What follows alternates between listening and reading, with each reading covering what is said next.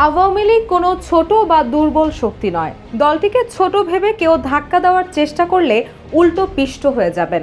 রোববার সামাজিক যোগাযোগ মাধ্যম ফেসবুকে দেওয়া এক পোস্টে এই মন্তব্য করেন গণ অধিকার পরিষদের সাধারণ সম্পাদক রাশেদ খান। সম্প্রতি আওয়ামী লীগের ঝটিকা মিছিল ও মাঠে সক্রিয় হওয়ার ঘটনায় রাজনৈতিক নেতাদের কপালে চিন্তার ভাঁজ পড়েছে। গণ অভ্যুত্থানের মুখে ক্ষমতাচ্যুত হওয়ার মাত্র ৮ মাসের মাথায় রাজপথে প্রকাশ্যে ঝটিকা মিছিল করলেও এখন সে মিছিল ধীরে ধীরে বড় হতে শুরু হয়েছে।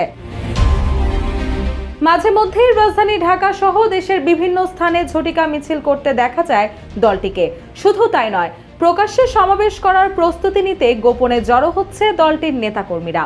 প্রশ্ন উঠছে, কারা তাদের নেপথ্যে থেকে মদদ দিচ্ছে? RICL TMX, যুগের পর যুগ স্থাপনা থাকে মজবুত। এদিকে আওয়ামী লীগের হঠাৎ রাজপথে এমন সক্রিয়তা দেখে রাশেদ খান তার পোস্টে লেখেন, খুলনায় আজ সকাল 7টায় আওয়ামী লীগ বিশাল মিছিল করেছে। দিন যত যাচ্ছে আওয়ামী লীগের মিছিলের সারি ততই বড় হচ্ছে। সরকারের সঙ্গে রাজনৈতিক দলগুলোর দূরত্ব, ভোটের রাজনীতির মারপ্যাচ এবং বিদেশিদের সহযোগিতায় খুব শিগগিরই রাজনীতিতে প্রাসঙ্গিক হয়ে উঠতে যাচ্ছে আওয়ামী লীগ। তিনি আরও লেখেন, ফ্যাসিবাদ বিরোধী শক্তির মধ্যে ন্যূনতম বোঝাপড়া ছাড়া আওয়ামী লীগের ফেরানো কেউ থামাতে পারবে না। আওয়ামী লীগ কোনো ছোট শক্তি নয়। যদি আওয়ামী লীগকে ছোট ভেবে ধাক্কা দেবেন মনে করেন, তাহলে আওয়ামী লীগ সংগঠিত হয়ে এমন ধাক্কা দেবে তখন সকলে পিষ্ট হয়ে যাবেন।